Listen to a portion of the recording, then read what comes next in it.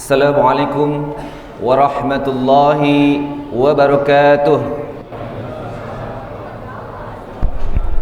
Alhamdulillahi rabbil alamin, wa bihi nasta'in ala umuri dunya waddin, wa ala alihi wa sahbihi ajma'in.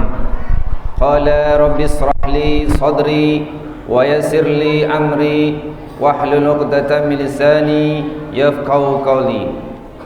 Allahumma salli ala Muhammad wa ala ali Muhammad kama sallaita ala Ibrahim wa ala ali Ibrahim fil alamina innaka Hamidum Majid. Amma ba'du. Para jemaah salat tarawih dan salat Isya Masjid Ar-Rahmah yang dimuliakan Allah, marilah kita menyatakan puji syukur kehadirat Allah Subhanahu wa taala, di mana pada malam hari ini kita masih diberikan kesempatan untuk menjalankan ibadah salat Isya berjamaah dan salat tarawih, di mana di bulan suci Ramadan ini yang penuh dengan hikmah dan penuh dengan pahala dari Allah Subhanahu wa taala.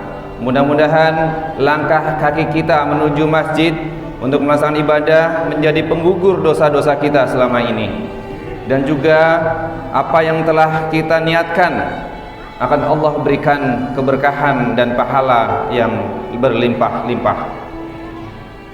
Hadirin jamaah salat tarawih yang dimuliakan Allah, ada pesan dari Rasulullah kepada seorang pemuda, bahkan masih kecil menuju remaja. Pada saat itu sahabat Ibnu Abbas radhiyallahu anhu diberikan nasihat oleh Rasulullah SAW.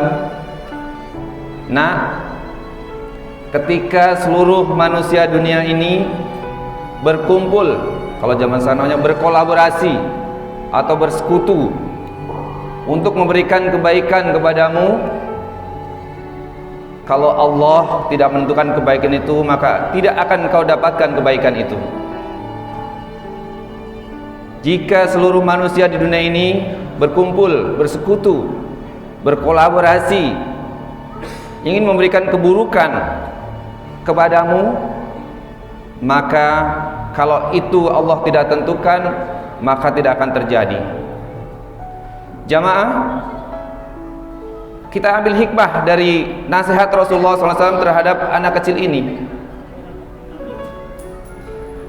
bahwa apa yang kita nasihatkan sama mereka di saat kecil adalah tentang tauhid, keimanan kepada Allah Subhanahu wa taala, tentang keyakinan masa depannya, karena tidak ada seorang pun yang bisa mencelakakan kita, bahkan memberikan kebaikan kita tanpa izin Allah Subhanahu wa taala.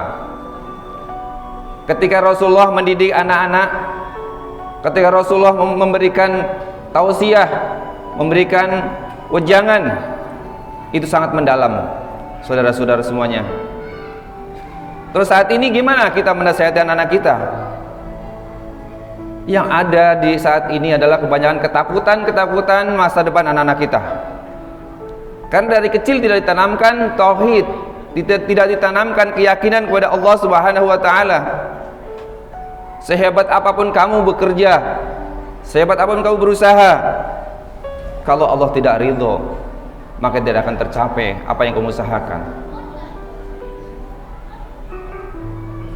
Jamaah yang dimuliakan Allah Subhanahu wa taala, di saat perkembangan anak-anak kita,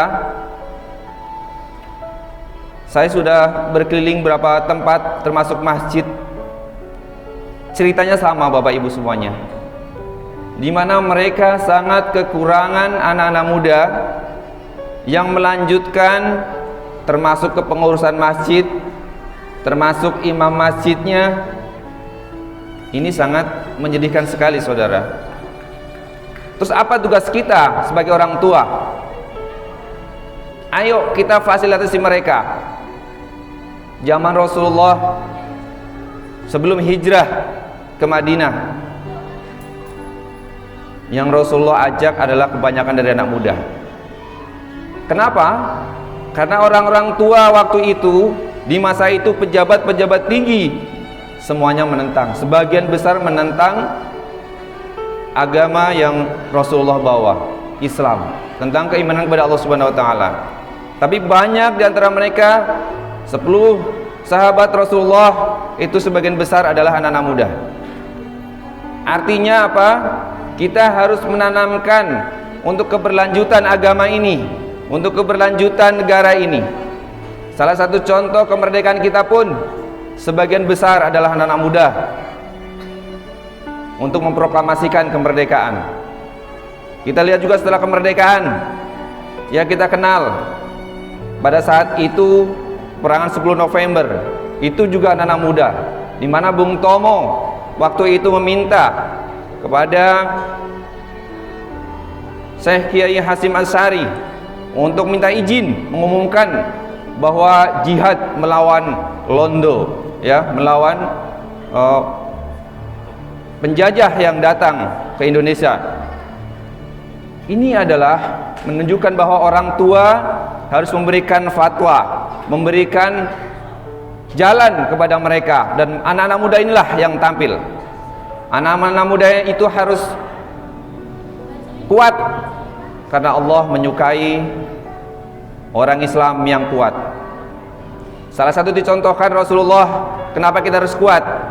Ketika kita mengadakan ibadah haji atau umrah, tawaf keliling Ka'bah, setelah Hajar Aswad menuju Rukun Yamani itu disunahkan lari-lari kecil. Ternyata ini ada kisah di balik itu, saudaraku. Kisahnya bahwa orang Islam dianggap lemah.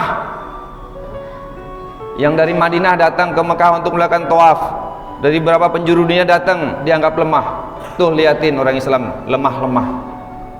Karena di waktu itu di samping Ka'bah itu ada tempat mereka berkumpul. Biasanya pembesar-pembesar kaum Quraisy, ya di sana pembesar-pembesar orang Mekah kumpul di sana untuk melaksanakan, bahasa kita mungkin musyawarah ya. Ketika melihat orang-orang Islam lemah, maka mereka akan mengejeknya. Tuh liatin orang-orang lemah. Maka Rasulullah menganjurkan ketika kita tawaf keliling Ka'bah antara Hajar Aswad sampai Rukun Yamani itu kita lari-lari kecil, menunjukkan bahwa kita kuat. Walaupun kita perjalanan jauh kita kuat. Karena sebagian dari mereka adalah pemuda, tidak boleh lemah. Namun kita juga manusia. Maka setelah Rukun Yamani sampai Hajar Aswad itu kita berjalan kaki, menunjukkan apa? Ketika kita lelah, kita harus beristirahat, maka istirahatlah, tapi tersembunyi istirahatnya. Kita jangan sampai tunjukkan kelemahan kita terhadap mereka. Saya harapkan anak-anak muda, ya, ayo tunjukkan kreativitas dan kemampuan anak-anak semuanya. Ayo pada orang tua, berikan kesempatan kepada mereka untuk tampil. Dan alhamdulillah kami bekerja sama dengan LBQ, Lembaga Bahasa dan Al-Quran, merekrut anak-anak muda penghafal Al-Quran. Ya, kita sebarkan. Kemarin ada sekitar 900, kurang lebih 900 orang. Ternyata penghafal Al-Quran banyak, dan mereka rata-rata anak muda. Harus kita fasilitasi mereka untuk tampil ke depan menjadi imam. Jangan sampai kita tidak memfasilitasi mereka. Ternyata banyak penghafal-hafal Al-Quran yang mereka juga butuh pekerjaan, mereka juga butuh pengayoman, mereka juga butuh jalan untuk dibuka. Siapa lagi kalau bukan kita? Saudaraku, ketika kita berpesan kepada anak muda, ketika kamu bertanya, ketika kamu bekerja atau diwawancara dalam pekerjaan, akan ditanya pasti. Baru lulus ditanya, kamu sudah punya pengalaman apa? Betul tidak? Betul. Jawabannya apa? Ketika anak muda ditanya, jangan pengalamannya. Kalau bapak ingin bertanya tentang pengalaman, tanyalah kepada orang tua. Tapi kalau bapak ingin tanya kepada saya, apa yang akan kamu lakukan di masa depan? Seorang pemuda pikirannya ke depan, bukan ke belakang. Ya. Kalau ditanya, apa yang akan saya lakukan di masa depan? Ini yang akan saya lakukan di masa depan.